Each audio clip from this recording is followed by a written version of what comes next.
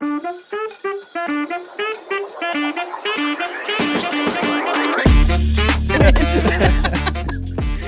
funny. That's good. Anyways, welcome to Stereo Hot Wheels. My name is Seth. I'm Adam. And my name is Seth. And today, Special guest. They're all special guests. very. Our friend Taylen. Yay. Hi. So, yes, very, very excited to have Taylen on. Nice. Yes, Taylen is in residence at our church. She is a family and marriage counselor. Yes. Correct? Marriage and Cool. family therapist. And Just she official. also runs our young adults group now. Yeah, that's right. She's a woman of many talents. Hmm. And today she's here. Yes. I'm Why? here. Happy to be here. Oh. Yeah. Well, that's good. Yeah. Yeah. I mean, I'm excited. Yeah. I'm always excited to have a guest on. It's not that I don't love Adam, because I love talking to Adam, but I also love to hear people's stories and what they feel and stuff. And do. Yeah. Do for the Lord. Yeah. Yeah. So, Yeah. I have a question. yeah. Okay. Do you guys want to do a 10-minute one-shot? Absolutely, I do. Fantastic. Let's do it. All right, cool. So, Taylen, as a special guest special thanks for coming on the show. Oh. Here's a die Ooh. that we have given to most of our guests. I love it. Just as a thank you for coming on the show. Yeah. So, you can keep it. You can throw it 'Kay. away. I don't care what I'm you not do. going to throw it with away. That's awesome. I know one of our guests texted me and they said they accidentally threw it away. I don't know how much of an Tragic. accident it was, but Who? I'm not going to say. Will you mute and Yeah. then tell me, and then I'll react to I'll who tell it you is? after the show. Okay. It's like a fun die. I'm not doing that gimmick again, I see. All right. So I have a timer for 10 minutes. Okay. And we're going to do a D&D one-shot in 10 minutes and only 10 minutes. Okay. Pertaining to the theme of our show today. Just Okay. to kind of break the ice. Okay. Are you ready? I'm ready. All right. 3, 2, 1.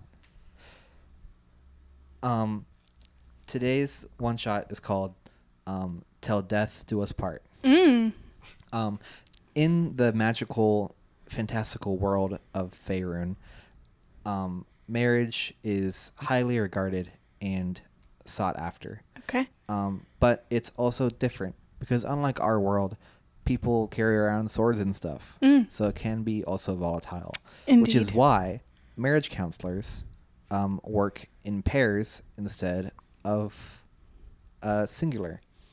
Okay. So Smart. your guys's, and that's totally not because I needed a way for this to work with both of you. It's protection. It's good. So, yeah. So you guys have a marriage counseling business. Okay. You work together, and Seth, what is your character's name and race? My name is Nikki Annie, and I'm a human. Nikki Annie, are you a girl? No. Boy? Yeah. Okay. Dude. Nikki Annie, the human. Okay. Taylen, Yeah. what is your character's name and race? Oh. Think like I don't know, Lord of the Rings for race, like elf, dwarf, human, Oh. yada yada. Okay. Do I have to do first and last name?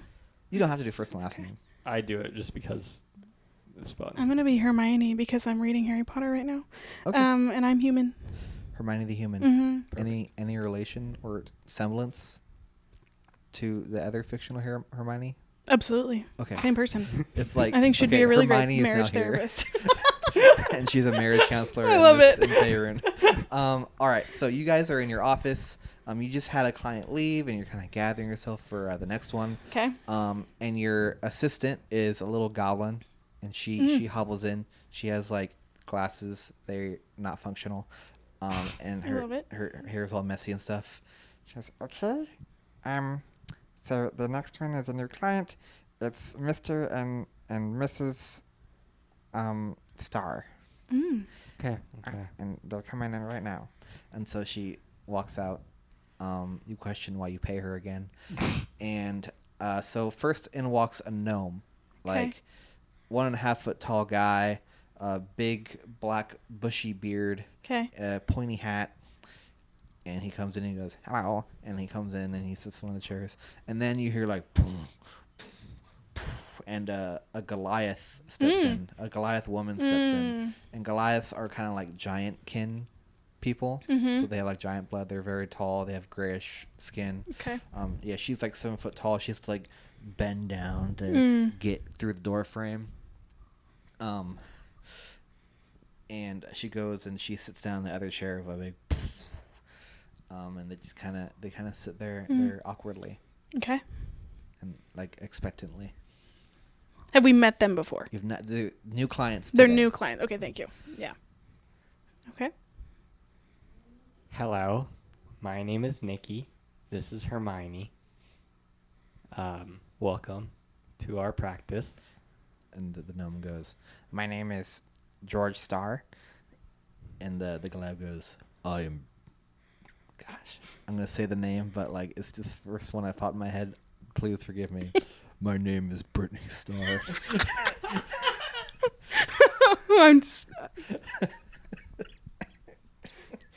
It's perfect. Perfect. Well, how we usually like to start is we like to get a little bit of a background about the couple. How'd you all meet? Mm-hmm. Well, we were in an adventuring party together, and we were doing a quest, and the rest of our party died violently and horrifically. And Dragon? Owlbear, actually. Okay. Yes, there was 10 of them. Sorry. But yeah, after that, it was just me and her, and we just kind of bonded and spent a lot of time together, and we thought, why not? We fell in love, I believe, and we thought, why not, get married? What do you like about each other? Personally, I like how she chops people in half almost effortlessly. It makes combat encounters quite easy. Absolutely. Brittany goes, "I like how he can sneak into small spaces to get stuff." Well, what brought you in today? Well, we're always arguing, and like it's just been like really rough, and like I feel like we can never get on the same playing field. And Brittany goes, "He does not look me in eyes when we kill people together anymore." There's lost connection there. Yes. She like her eyes like widen out like, Yeah. yes, good description word Yeah. for that. Yeah.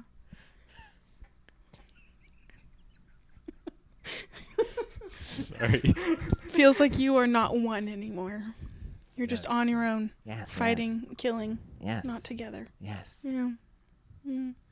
That must be really lonely. Can you roll Taylen? I'm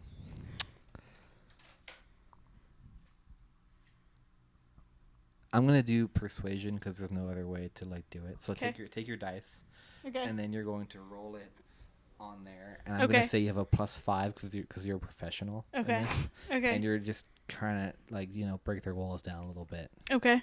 So just It's an 8. an 8 +5. 13. So yeah, they seem very engaged and like following what you're saying. Okay. Awesome. George, Star, what Yes. would be your opinion of what brought you guys here? Like I feel like it's not working, but I want to make it work. Yeah. You want to continue to kill together. I want to continue to do everything. Okay. Sometimes I feel like adventuring and doing quests is all that we have. Do you have any other form of creating income? No. Adventuring all we know. Do you have a permanent residence? No. We live on the road. Okay. Any other unshared hobbies or skills?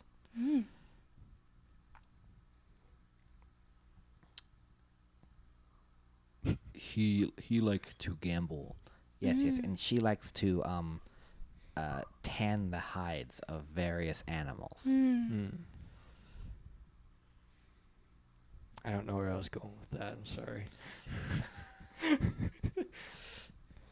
Well, if it comes of maybe pausing adventuring for now, and Just stopping. stopping for a like a year maybe, Okay. and pursuing productive hobbies together. Ones that you can both interact with that you find enjoyable. Maybe both of you learning an instrument or a new language. That sounds. Yeah, we've just been on the road this whole time. I just never thought about settling down. And just I think that would be nice. George, you said that you would like to do everything and anything with Brittany. Yes. What ideas do you have about other than adventuring and killing? Sitting on a porch and reading a book. Making bread. Yeah. Is that what normal couples do? Normal is a relative term. What's normal to you may not be normal to me. Yeah. As you say that, the camera pans out and just shows a gnome and a Goliath married, and then cuts back to you. Love it. I love it. Yeah. Okay. How do you feel about that, Brittany? I feel like that could work. Okay. I think we're going to try that. Awesome. Let's start there. Cool. Yes, and they look at each other and they smile and they look back at you and goes, "We have no money," and they both go and they dive out the window. Well, it sounds like they're cured in 10 minutes. Yeah. I love it. That's the quickest marriage counseling ever. The end. That's great. That was a really good one. I love it. That's 3 in a row now. I haven't died in these. It's great. Dude, you're on a I'm on streak. Usually Seth runs out of time and I have no way to end it, so he just ends up dying. Yeah. Oh, okay. So. Sounds like we're successful marriage therapists. Yeah. I'm not as creative as I let off to be. I think that you was are. pretty creative. Yeah. Yeah. A Goliath and a gnome get married. That's like. I just thought, what was the funniest couple I could think of? I love it. Yeah. Yeah. I think that's great. Yeah. Especially the name Brittany. Really like that one. As soon as you said it, it went right out the window. As soon as you had the voice, I immediately thought her name was Starla. That's good too. Yeah. Starla Star. Starla. You didn't even think about the last name either. We took her last name. Yeah. I love it. That was great. Yeah, thank you. Yeah. I have a question for y'all. Okay. Do you want to see the Hot Wheel of the Week? Yes. Absolutely. So today's Hot Wheel of the Week is out of the Compact Kings, the 2003 Hot Wheel set. Is a 73 Honda Civic. It's a custom Honda Civic. You can look at it. It's got a nice yellow and black. Yeah. Some notes about the Honda Civic from 73. It had a 1.5 liter intake 4-line engine with a stock 52 horsepower. Nice. The standard car of today has 120 horsepower. Wow. It had a 4-speed manual. It was front-wheel drive. It went 0 to 60 in 12 seconds, which is insanely slow. And it actually has better miles per gallon in the city than most cars today. Interesting. Wow. 32. Wow. I didn't know Honda Civics were this boxy at one point. Yeah. They used to be a really boxy car, and then they turned circular in like the 90s. And I don't like the circular ones. I like the boxy ones, but personal preference. Well, thank you for that, Seth. Yeah. Yeah. Awesome. Taylen, do you have, just to kind of kick us off here, do you have like a dream car or just a dream vehicle? No, actually, I don't. I'm not that interested in cars. Cool.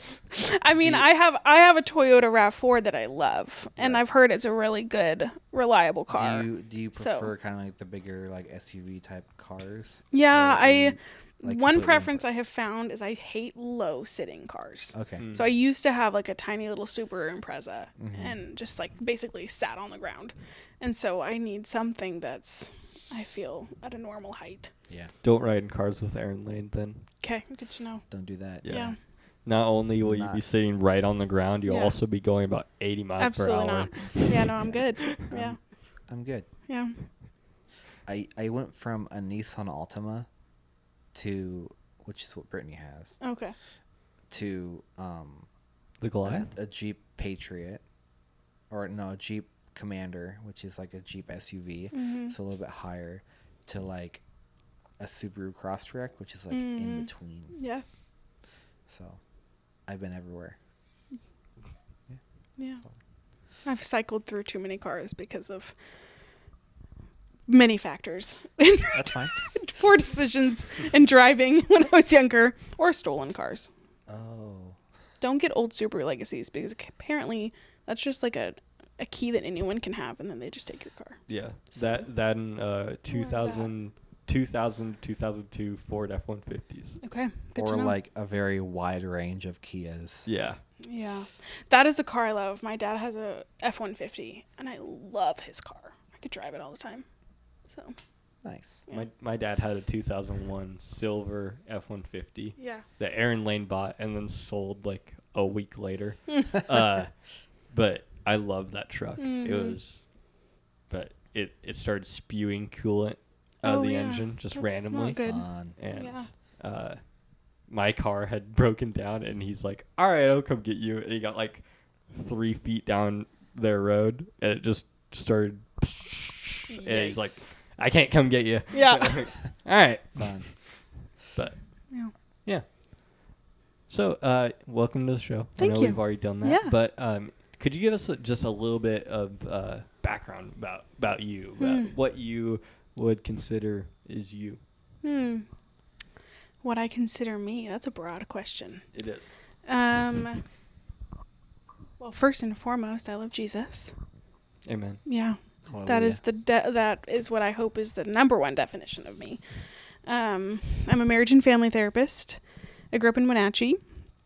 I'm a huge Disney nerd and Harry Potter nerd.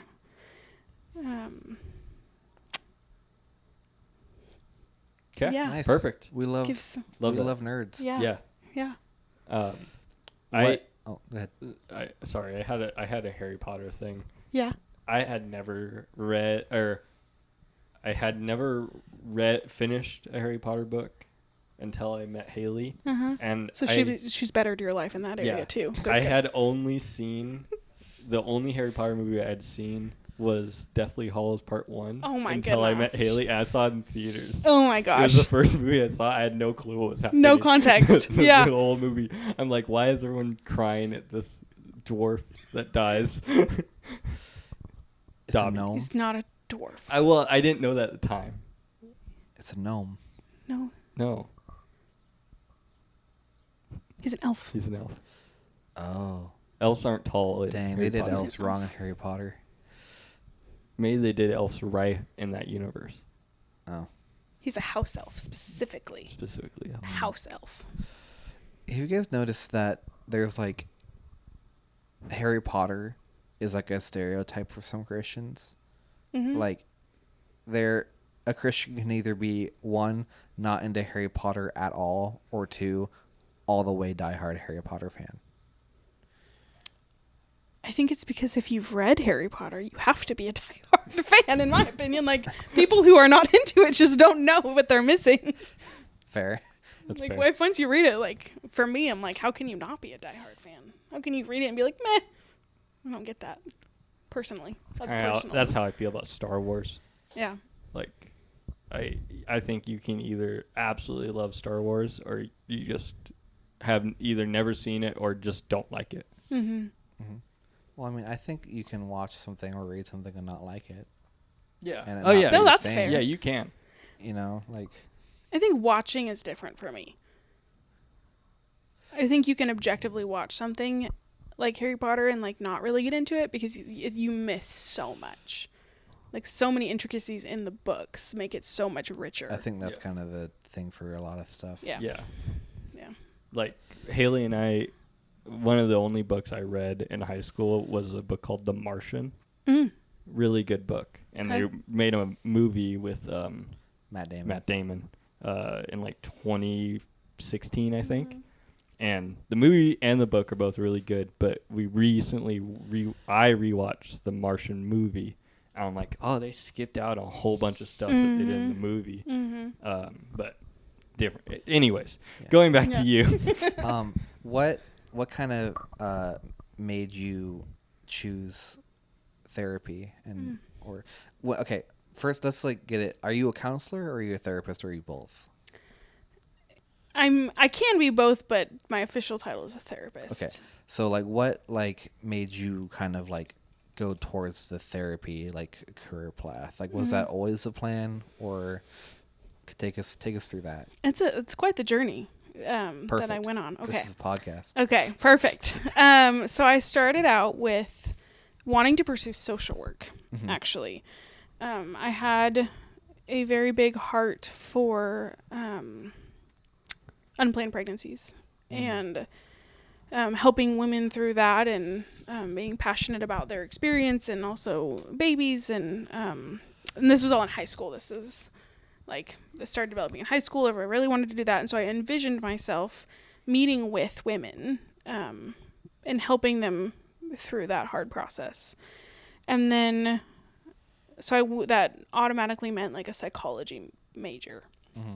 And when I was in my bachelor's program, I went to Whitworth in Spokane, and I did Running Start, and so I only needed to be at Whitworth for 2 years. And it's funny how it started, because I started getting really sad that I was leaving Whitworth because I loved it so much. And I was like, well, what does their master's programs look like? And it was my senior year, or technically second year, and I was like, man, I don't want to leave. I love my professors. I love the environment. So I just started looking at Whitworth master's programs, and I saw marriage and family therapist, and I was like, interesting. So I looked at all their listed courses, and then I compared it to social works, and I was like, wow, social work sounds boring as heck. Like just like business oriented and like more administrative oriented and like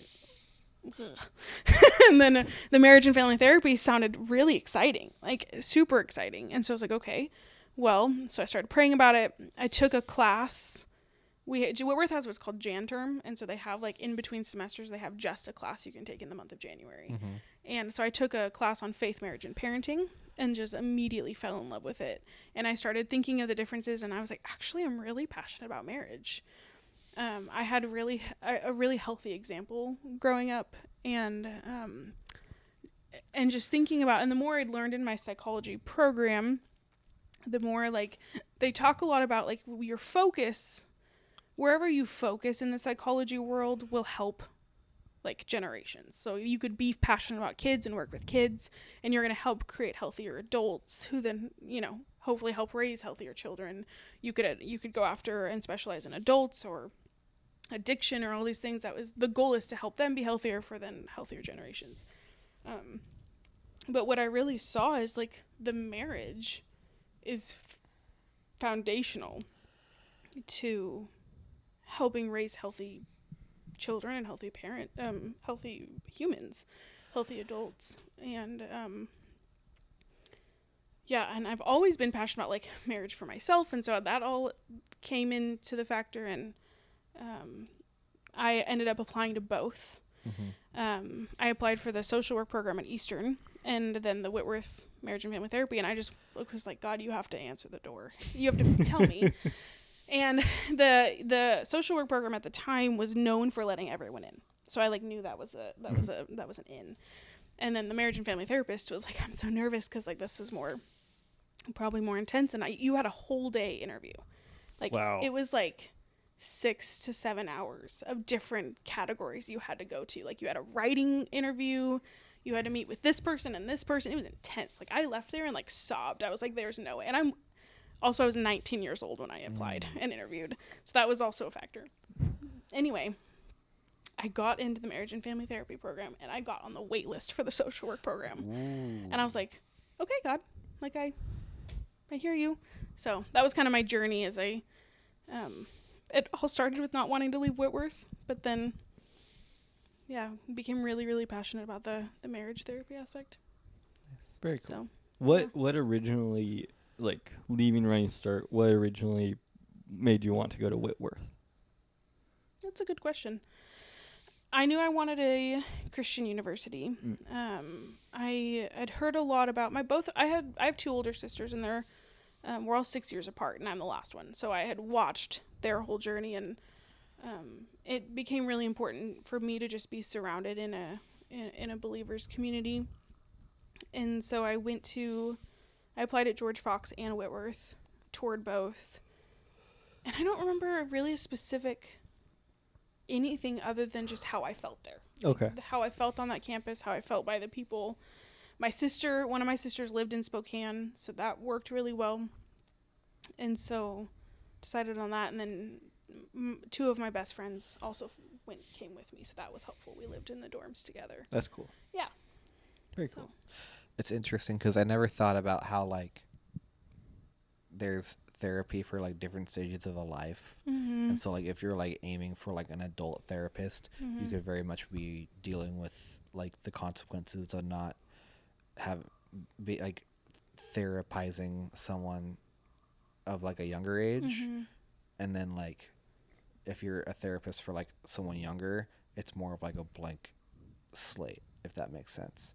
Like, because it's earlier in years, so, like, obviously, like, people can have stuff happen to them when they're very young, so like that is also, like, an option. But, like, I never, like, thought about a life in stages like that. I guess when it comes to therapy, it's interesting.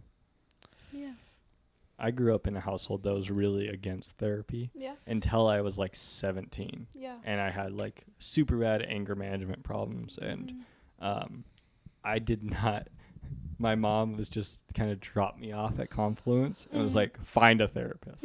And I found one, and it was not specialized at all to help with, like, kids or, like, teenagers or to help with anger management. And so I walked into the therapist, and she was awesome. She figured it out really quickly, but walked in, and she goes, all right, so what's going on?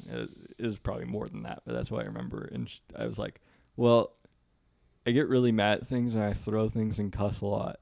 And she kind of was looking at a notepad, and she kind of looked up, and she goes, how old are you? Gosh. I'm like, 17. She's like, okay. I usually don't hear this sort of stuff until people are like 40. Okay, let me figure this out. Okay, real boost of confidence there. Yeah. And but went to her until I graduated, and then went from there doing stuff. But my dad, I know, is still really against therapy. Don't know the really reason why. Not gonna ask either, but I definitely had my eyes opened a little bit as I got older of like, oh yeah, I need to continue to do this. And it's also different hearing from different therapists, like from your side neck of the woods and some other therapists that I know that are Christian. I didn't realize there was a difference of that. And like, what do you feel like off of that long-winded statement, what do you feel like the biggest difference between like Christian therapy versus secular therapy is, besides there being the influence of God? Yeah, that's a great question.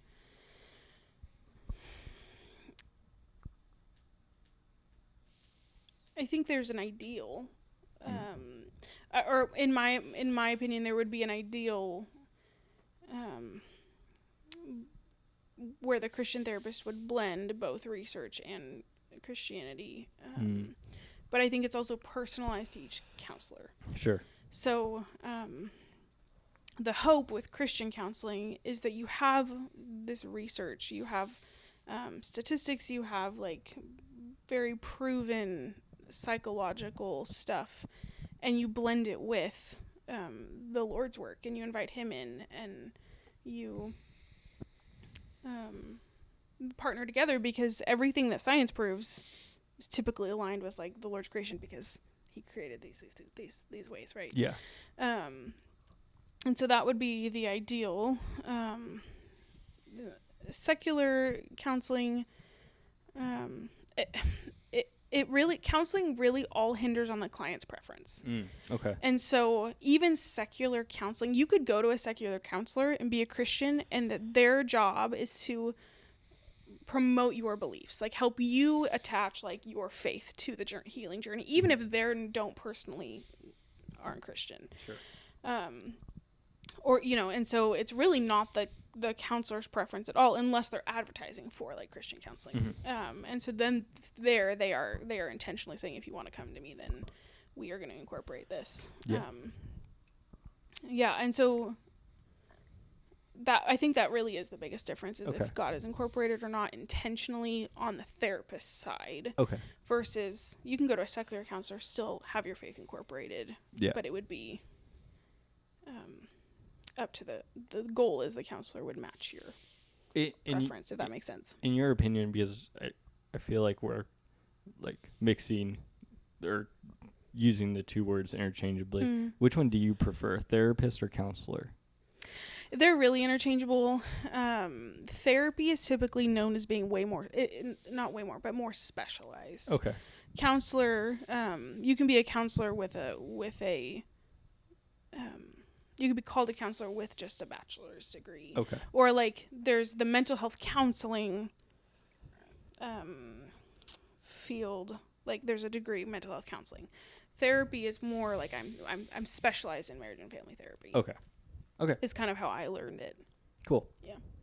But pretty interchangeable. Do you take on, and if you can't answer, then don't, obviously. But do you take on secular clients? I do. So you don't like be like, I'm only gonna therapize Christians, like, so you have like secular clients and stuff, and so you have to like come at it in a way that like you can't talk about God, and you just kind of rely on like the science of it, basically.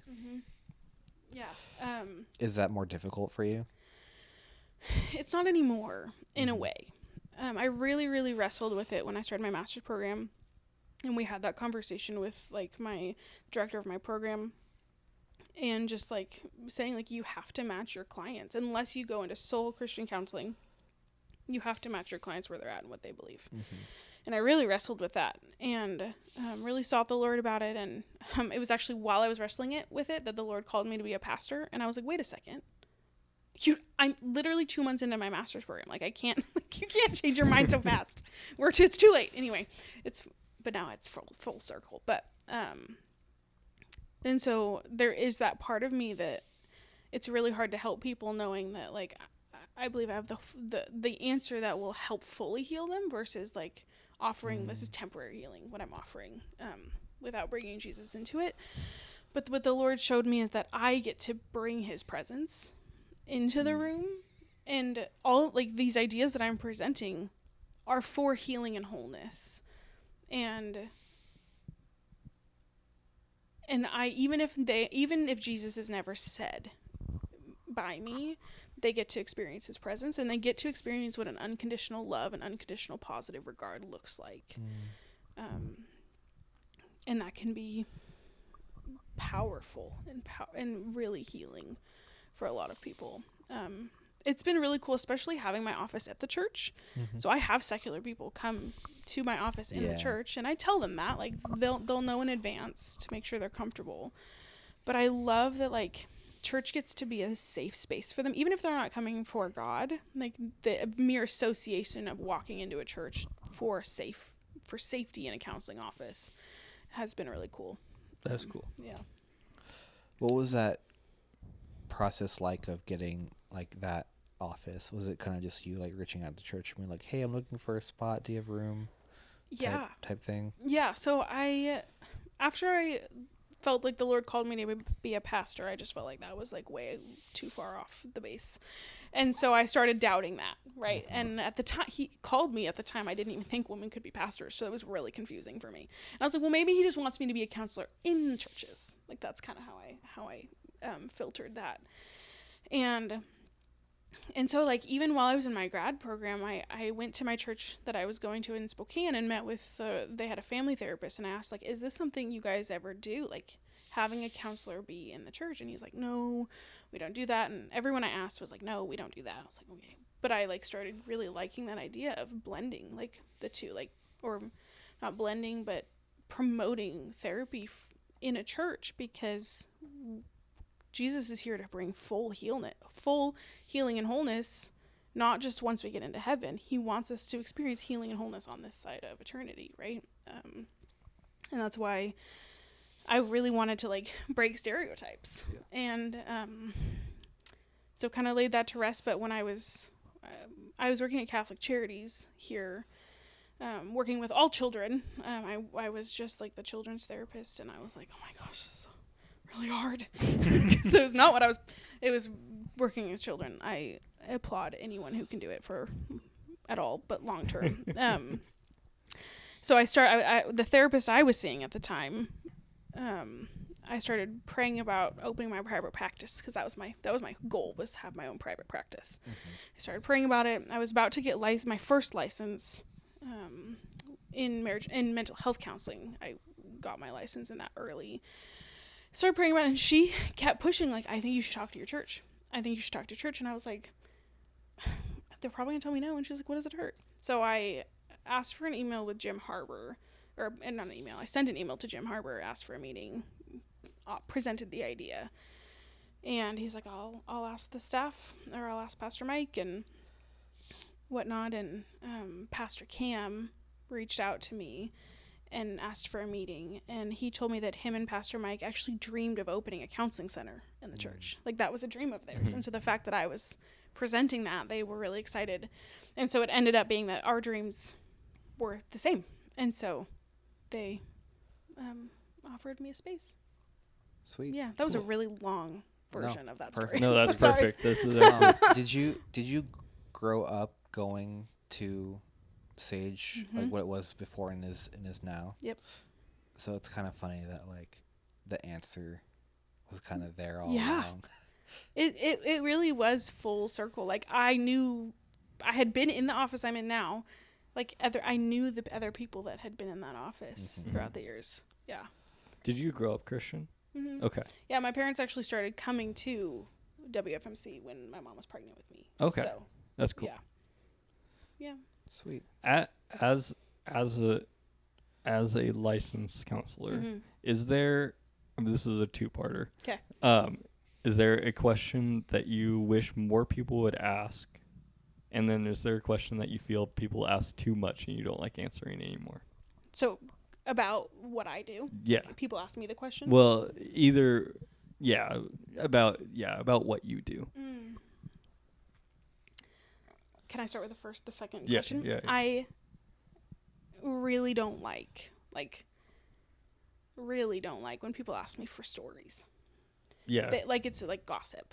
Like, they're like, ooh, what's the craziest story you've heard? Or what's the craziest thing you've heard? That one off the list. I know. Don't ask that. Yeah, don't ask that one. Because I won't answer it. Yeah. And you can't, right? I mean. She could, but she just couldn't give the name. Yeah. Oh, okay. But also, like. But that's also not my heart. Yeah. So, like, I don't view them as, like, insane gossip stories. Because I know these people's hearts. And so I don't remember the stories. Like, I'm sure that I have had lots of crazy, like, stories. And, like, I don't remember them because I remember the people. Yeah. And I get to hear their hearts behind the struggle or behind the scenario. And so that's what it is for me is, so, like, people will ask that, and I really don't have an answer for them because I don't view it that way. Yeah.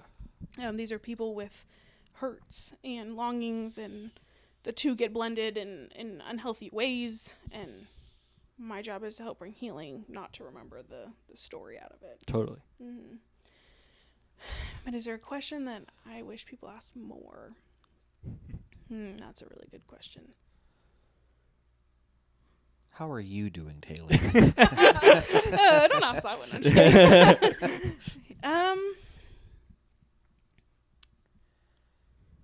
Yeah. That's a.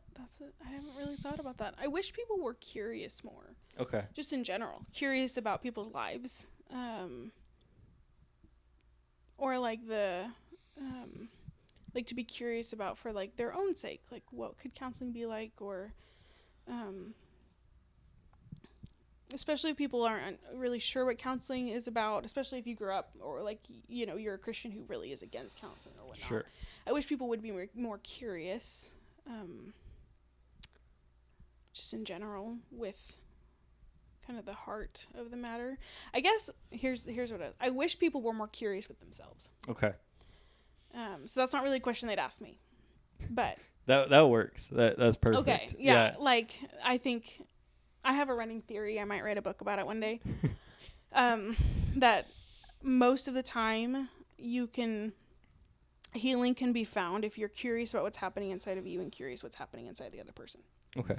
Instead of having these expectations or having these denials of ourselves, healing happens when you start being curious about who you are and what's going on inside of you. And so I guess I wish people did that more, that they were more curious about what was happening inside of them. I think just as a whole, people need to be more curious about everything. Yeah. Like Adam, he says that I'm the most like unfazed person about a lot of things.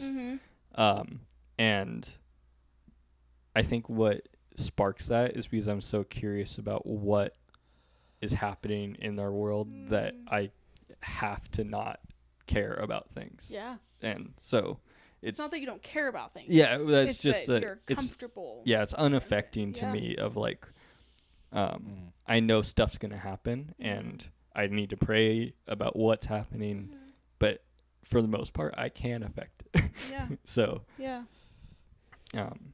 It is an interesting idea of like people need to be more curious about themselves. I haven't thought of it that way before. Okay. Yeah, like someone's angry. Let's be curious about why. Yeah. Someone is depressed. Let's be curious about why. That's the heart of therapy. Is not to throw medication at people or not to just this is what I'm passionate about in therapy. It's not just to give you tools and coping mechanisms. It is about understanding why we do what we do. And let's heal that part. Right? Yeah. And so like anger in and of itself is not a sin. Like God is angry. Jesus is angry, has had anger, right? It's what we do with it, but ultimately emotions are our cue to understand, are messengers, is what I call it. Emotions are messengers. And so we need to hear what they're saying and why they're saying it. And then if we can heal that, then the hope is that there's healing that happens in our behavior as well. Very cool. Thank you. So I have a story leading into a question. Okay. So at one point I was diagnosed with MDD, with suicidal ideations. And the guy that diagnosed me said it was interesting because, like, I didn't have trauma growing up. I didn't grow up in a bad home or have terrible things happen to me, you know. He said it might have been a genetic thing, which at the time I didn't know was possible. Because, like, he asked me questions about my mom, and my brother had the exact same diagnosis. So he thought, like, maybe that was the whole thing. But, like, my experience with that was where I was living at the time, I don't think they had the best options for mental health care. And he kind of was like, here, take this medication. It might work. But be careful. It might make you worse. And it did. And then he's like, here, try this one. And it was better. And then they recommended me to someone who wasn't even a therapist. They were a nurse practitioner. And she was so weird, man. Like, I was sitting there and she was like, yeah, so, like, tell me about your home life. And I was like, yeah, I live with my roommate. And she's like, what do you guys do? We play a lot of video games. And, like, I don't know how the conversation got set up, but I mentioned to her that we have our TVs right next to each other. And so we can sit on the couch and play, like, our games right next to each other. And she was like, you guys don't share a TV?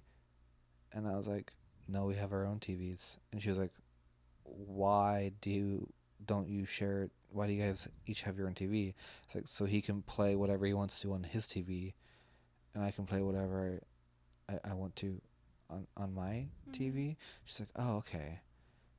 And then she paused for a second, and she was like, I just don't get why you don't just share one big TV. And I was like, ma'am, I want to not be alive. Please help me. Oh my gosh. So that being said, Yeah. what do you think is the line between a good therapist and a bad therapist? It's a really great question. Asking the same question multiple times in different ways. Like, I don't think why do you share a TV? Asking that 3 times. Yeah, dude. The thing that got me was like she paused and was like, oh, and then I went to her notes and she's like, but why? Then let me tell you, I saw her like 3 times before I was like, I'm done with this. I'm just gonna deal with it on my own. Which, audience, don't do that. Right. Don't do that. I got lucky. Yeah. It turned out okay for me. Yeah. But she kept coming back to it. And like the second session, she was like, "Hey, how you doing?" I'm like, "Oh, just playing games and stuff." I'm like, "Yeah, it's like with your 2 TVs." And I was like, "Are you mad? Are you angry at this fact? Like, right. do I need to give you therapy?" Right. Yeah. First of all, I'm sorry for that experience. Okay, I'm over it. Well, God Doesn't healed. sound like it. God healed me. yeah. And thank you for sharing. You're welcome. Am I I getting therapy right now? no. I just want to honor the fact that you shared that story. Okay. First of all, I think it's important to know. Squinting at Taylen. She is. He is. I promise I won't therapize you right now. Okay, thank you. Is that a word? Did you use that word? Therapize? Yeah. Did you use that word before I said it? I use that Therapize? word. Oh. Yeah. Is that really a word? I thought I Adam don't just think made it's it a No, word. I use it. I don't know if it's a real word, but I Oh. use it. Because I was going to make Dang. a joke after the podcast about we should make a T-shirt that says "Therapize Therapize. people." I love it. On Therapize it. people. Yeah. Yes.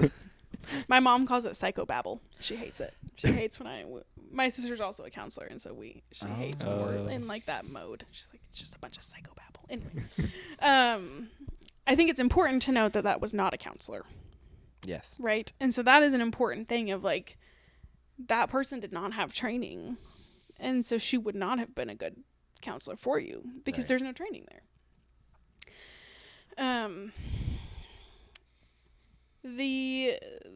The motto in the therapy world is do no harm, right? And so that's a clear line, right? If a counselor is doing harm in their work, obviously that's a bad therapist.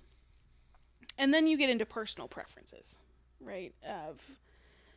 So for example, as a marriage therapist, my job is to be neutral between the 2 people in front of me, right? And now there can be, that's part of the counselor's job, is to, if they feel any bias, they need to work on it out on their own. But if there's a marriage therapist who has clear biases towards one or the other, that is automatically, that is not going to be helpful. I'm wrestling with the word bad therapist because there are some clear bad therapists, but then there's like these areas that they're just really not helpful in how they're done. And so, but like labeling them that I don't want to necessarily do that. But and so like as for marriage therapists, that is a danger zone if you start taking a bias towards either one, and that can create harm and that can create mistrust. And that ultimately could not make it helpful, or that could make it like an unsafe space for the one that feels like they're against. And unfortunately, I hear a lot of stories like that where that happens.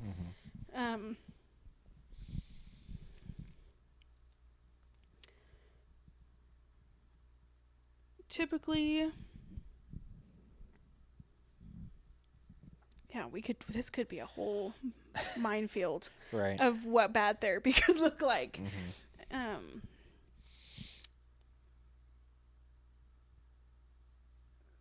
But ultimately, like, a good counselor should be consciously aware of any potential risk of harm that they could do, like being very mindful of it, because counselors can come in with their own opinions, their own preferences, and then they want to project that onto the client. That would not be helpful, right? It's supposed to be client centered and what they want to get out of it.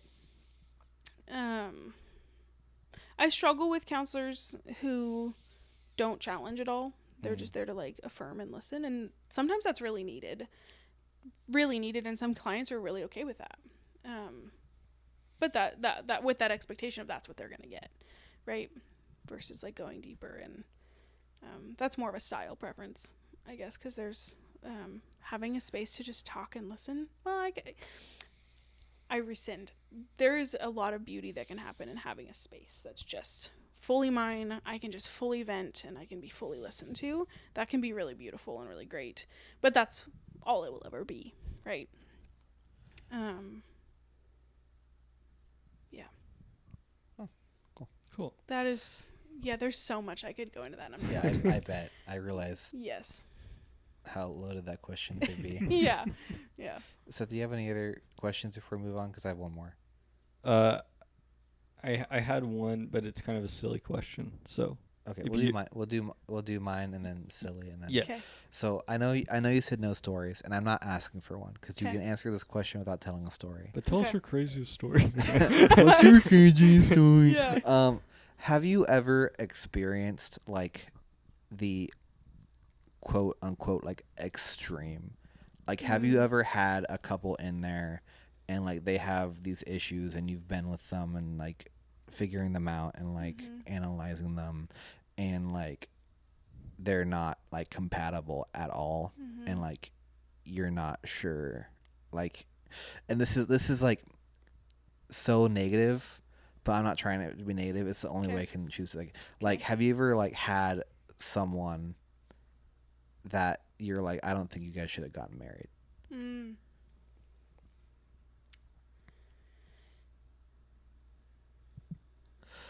Yeah. I have had extremes. Okay.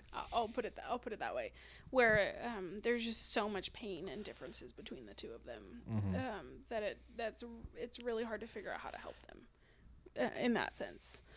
And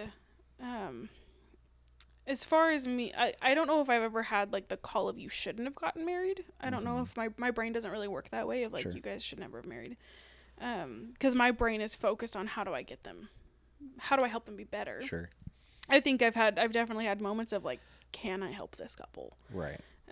For sure. I think every counselor has scenarios where they're like, I don't know how I'm going to help these people or help this person in front of me. That's why we, in the counseling world, we really talk about like staffing, or consulting other counselors to get help, because I don't know everything. And I own that to clients the first time I meet with them. I do not know everything. And that's why I'll consult, and I don't share personal information, but I will seek help.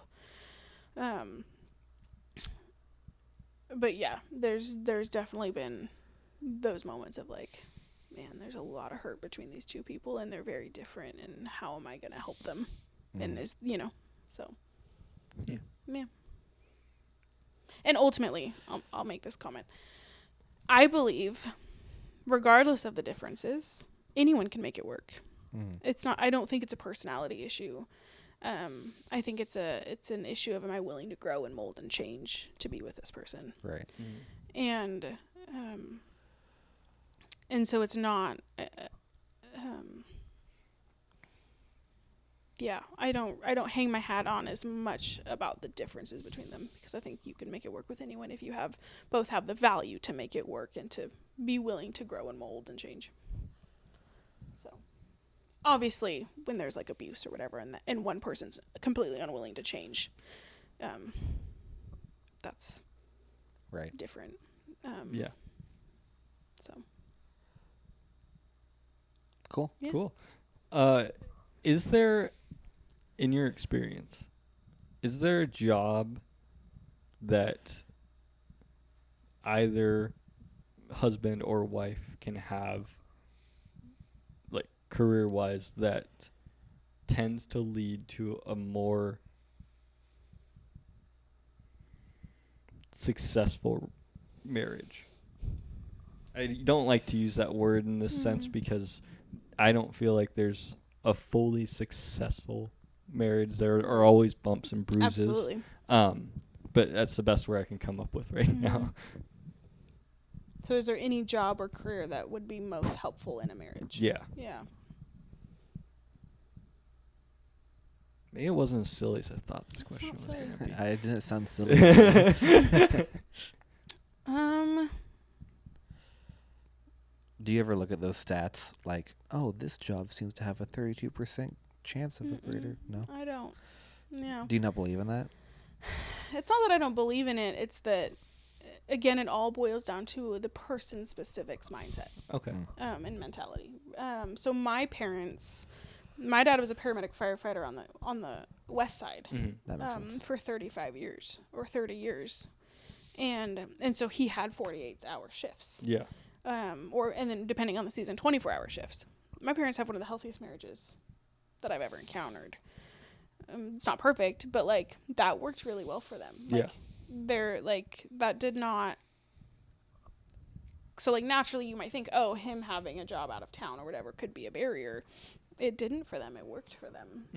Actually, when he retired and moved home is when they were like, man, we have to be around each other all the time. But then vice versa. There are marriage therapists who experience divorce, like, or who have affairs, or like, so you could be literally trained in helping have healthy marriages and have yours fail on the sidelines. And so, yeah, to me, it really boils down to the person's dedication of making it work, and being willing to value their partner above their job, regardless of what the job is. Okay. Cool. Yeah. So our last question that we have for you. Okay. We were just passing it right off to you. Do you have any questions for Adam and I? And like there is a question we can't ask you, there is a question you can't ask us. Yeah. Oh, And that question is, where do you see this podcast going? Okay. We probably gotten asked that like A lot. 6 times. Well, Okay. I Six or think 7 we got times. asked it like so your 4 listeners times. have definitely heard I the think, answer yeah, to I that think one. we've got asked it like 4 times before we were like, this is an issue. We should say something. Yeah. If you want to know the answer, we'll tell you when we're done recording. Yeah. But other than that, Okay. My question is, what is your, and you can tell me if this has already been answered. Yeah. What is your favorite aspect of doing this podcast? Oh, that I don't think that's been asked. I think a version of it has, but not in that way. Okay. In my opinion, my favorite aspect is shared. It's tied. I get to talk to my best friend Adam every 2 weeks, basically. I know I talk to him more, but I get to sit and just talk to him or talk to him and a guest every 2 weeks, and that's awesome. And then along with that, I know that this podcast is going out to Christians or people who are curious about Christianity, and that's awesome. I love that. yeah, I think mine is extremely similar. Mm-hmm. Like, I get to sit with Seth like twice a month and just like talk for an hour and a half. And like on the same vein as that, like they're like, I've seen studies done that like say like podcasts are like super healthy for your mental health, like super therapeutic. Just sitting there and like hashing stuff out with people. And so I feel very blessed to be able to do that as much as I do. And again, the other one that is tied is like, I feel like ever since I like was watching Smosh on YouTube back in the day, like I've always wanted to like put something out there. And now I don't get to just like put something out there, but I'm doing it for like the glory of the Lord. And like I get to like be who he made me to be, my weird, nerdy, dorky self, and like just share my thoughts on stuff that matters, stuff that doesn't really matter, but like all in all, like knowing that he is going to use it for his good, you know, somehow. And it's going to get as big or as small as he wants it to, but I'm just happy to be here. That's awesome. Yeah. Thank you. Yeah. Do you have anything else for us? It doesn't have to just be about the podcast. You can ask anything. Anything. What's your favorite color? Like it can be as simple as that. Yeah. But if you don't have anything, please. No. I won't ask about your marriages. How's that? Thank you. Haley and I have a great marriage. That's awesome. I love Haley. I'm glad. She's absolutely loved my life. I'm so happy. Yeah. I'll tell you a story. I don't know if you've heard this, but the first time I met Haley, it was at the early parts of the young adults group when it was in the chapel and it was just in a circle. Yeah. We didn't have like a whole worship band. Yeah. It was with Cam. It was just Cam with guitar. Yeah. And I got there early because at the time I worked 4 a.m. to noon if I didn't work overtime. Yikes. And it was gross. So I was early to everything. Mm-hmm. And I was just sitting there, and then this girl walked in. Never met her before. It was August, and she was wearing jeans and like snow boots. But I saw her, and I'm like, that is the most gorgeous girl I've ever seen. Mm-hmm. And in my head, I'm like so unself-confident in myself. I'm like, there's no way she doesn't have a boyfriend. Like, there's no chance. And I went home and I told my mom, like, hey, I met the most beautiful girl today. And then it was 6 months later, Haley and I were at my parents' house, and my mom goes, like, Haley had gone upstairs or something. My mom goes, whatever happened to that, like, most gorgeous girl you've ever seen? I'm like, well, she's upstairs right now. It's Haley. And I kind of, like, looks aside, like, I kind of knew in that moment, like, oh, yeah, this is going to work. So. That's awesome. Yeah. I didn't know you met at Young Adults. Yeah. So many people met you met at Young Adults. I also met my wife at Young Adults. There's so many stories. Yeah. Yeah. That's so cool. Yeah. I think it's kind of counterproductive because a lot of people are wondering, why hasn't it happened to me then? Yes. At times, yeah. Yeah. I understand. I've now aged out. Technically, I'm in charge, and I'm aging out of the people who actually can come. So we need someone older to keep us wrangled. Yeah. But I think I've lost my chances of meeting my husband at Young Adults because of that reason. Yeah. God's up there like, right. Yeah. Yeah. Watch this. Yeah. I also think there's some with young adults when, like, I used to go every week. There are some really cool moments that you see. Like, I was like right next to Adam when he asked Aaron out. Oh my goodness. And I didn't hear that conversation because I was talking about something else to someone else. Yeah. But Haley heard it. And then there's other things that, like, are the weirdest situations to have happen. Like, when Erin met Greg for the first time, she had, like, just randomly come to his young adults that Greg was at, and he walked up and was like, hey, my name's Greg, and then he just started showing her videos, like, just dumb memes that he found on the internet, and it's like, that's such a weird way to meet someone, but it worked perfect. Yeah. But now that we know Greg, and we're like, yeah, that's Greg. Yeah, that's great. Yeah. That's awesome. Yeah.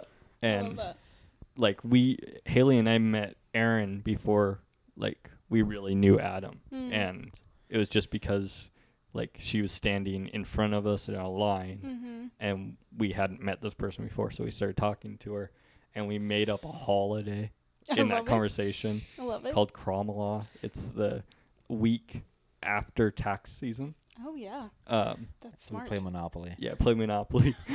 That's amazing. Hang up receipts and stuff, but yeah, it's just weird things that have come out of young adults that are amazing, and just and also things that aren't quite so amazing, but that's a different story. Yeah, I mean, when you have, like, a community, there's gonna be a lot of beautiful things, a lot of silly things, and then a lot of hard things. Yeah. And you can't really have the good without the hard a lot of times. So marriage is a good example. Yeah. Right? Yeah, exactly. So, yeah. But hey, Anna. I had a thought. What was it? Oh, geez. He's having a brain hemorrhage. No, I noticed his face. Like it's almost like a shocked face. I lost it. Was it about young adults? I think so. What's your favorite part about young adults, Taylen?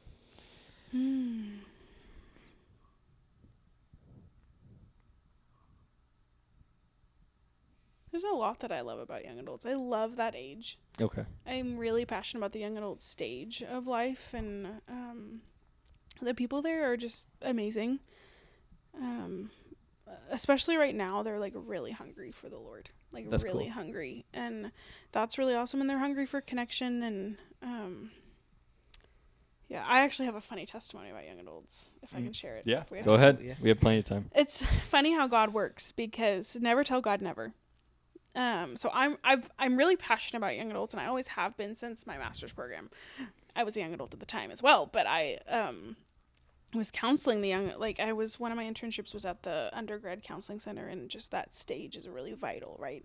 You're finding who you are, you're finding your own faith, you're finding, your career and relationships. It's just like such a pivotal time.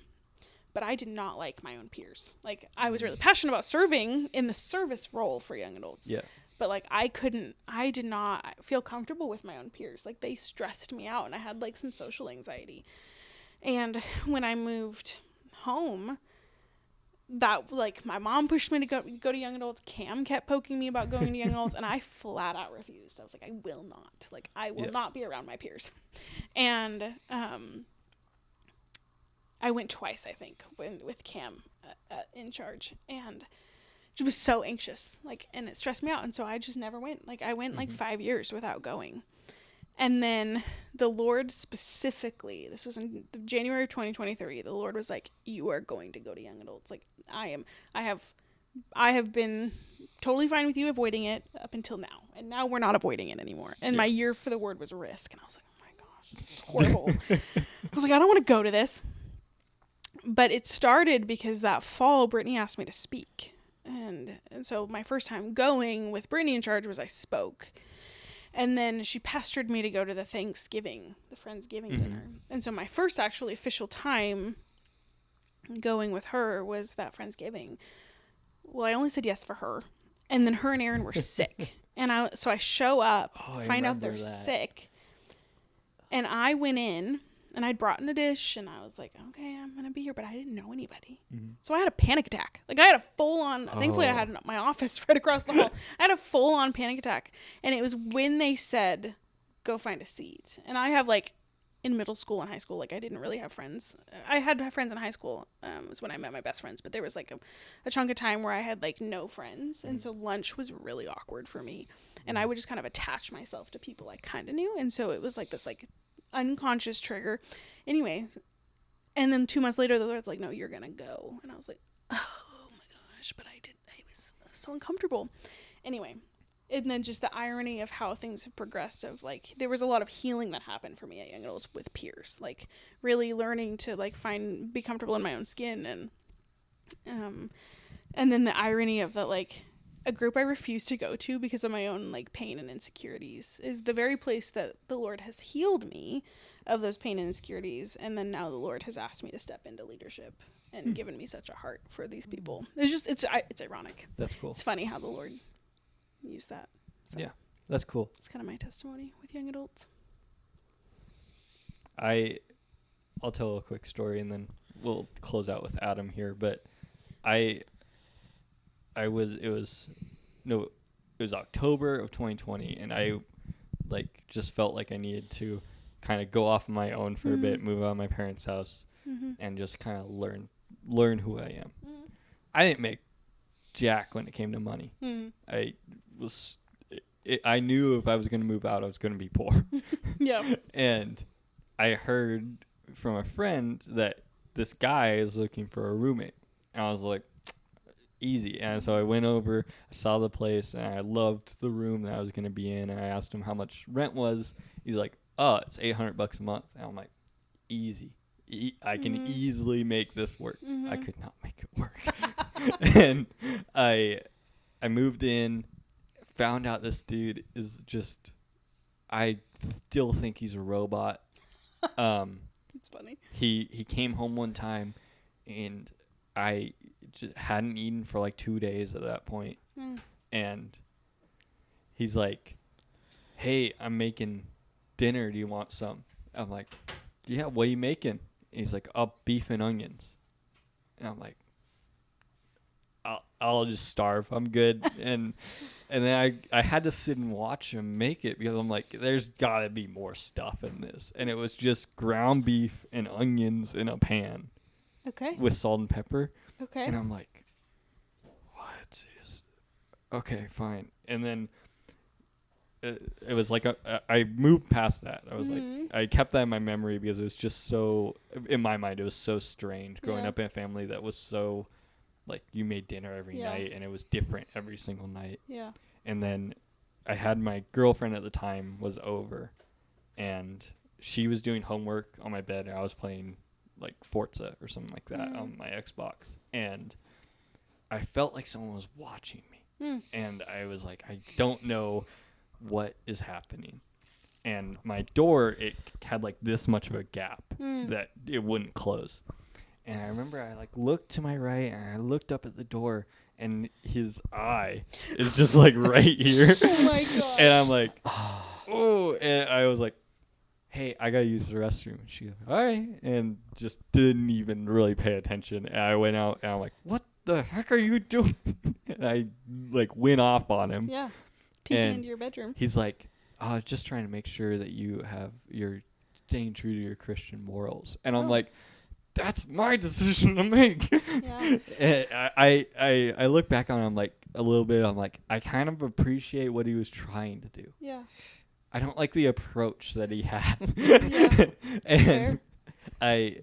Then he got COVID like a week after that. Okay. And I had like a few days after that had happened, I broke up with that girlfriend.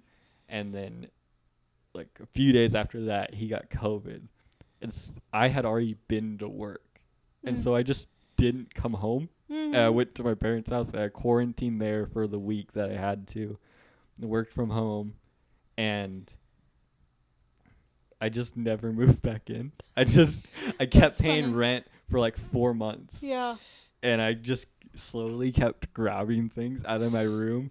And it wasn't until I grabbed my bed when he wasn't there. Yeah. He goes, hey, dude, you can just move out. He just texted me. He's like, you could just move out. I hope you know that. And I'm like, yeah, I'm going to. That's funny. And I grabbed the rest of my stuff. And it wasn't until like a month into living this place that I realized that I had left my bread maker there. Oh. And I still miss that bread maker. And sad. I'm too afraid to ask for it back. Yeah. Because it was a good bread maker. Yeah, that's tragedy. Anyways, Adam, do you have your youth pastor moment for us? Yeah, man. Ooh, youth pastor moment. So, we've been talking a lot today about therapy, talking to people, and counseling, about going to a counselor and sorting through stuff and getting stuff sorted through. But sometimes we forget about the one that they said would come and be called Almighty Counselor. It's good. Almighty God. And by God, I mean our Lord and Savior Jesus Christ. Amen. Hallelujah. Hallelujah. Praise the Lord. Thank you guys for listening. Thank you, Taylen, for coming and being on our silly little podcast. I love it. This has been great. For everything Staring at Hot Wheels, follow us on our Instagram at StaringHW Pod, or listen to us on Spotify and YouTube. Actually, I think if you search Staring at Hot Wheels on YouTube, we actually come up now. Yeah, we actually come up. Yeah, it's pretty cool. We're gaining traction. That didn't happen. No, people had to scroll a little bit. But we are the first. And have been for a pretty long time the only result on Spotify, though. Yeah, it's yeah. I think that happened right when we started. Yeah, though. You had to separate Hot and Wheels, though. Is it not? No, when I first typed it and I put it in together, it didn't pop up, and I was like, oh well. So you have to you have to separate the Hot and the Wheels. But yeah. We're so thankful for all of you that follow and listen. Yeah. Please follow us on those platforms. It helps us out a lot. But yeah, we love you guys so much. Love you. And yeah, have a great night. Have a good one.